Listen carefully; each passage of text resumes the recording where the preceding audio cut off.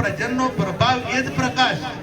આપણે ફોટાની પાછળ એક ઘણી ફોટા હોય તેની પાછળ એક પ્રકાશ હોય, કુંડાળું હોય પ્રકાશનો.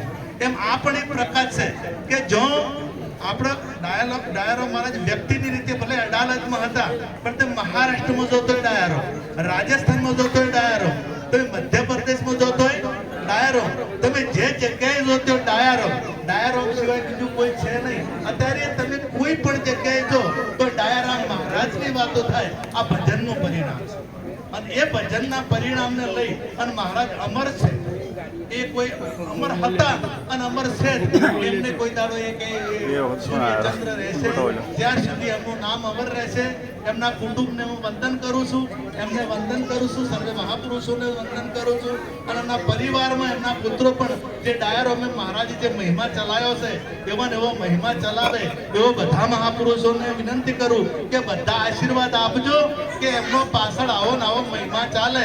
સદગુરુ મહારાજનો જય. ખૂબ ખૂબ વંદન મહારાજશ્રીને.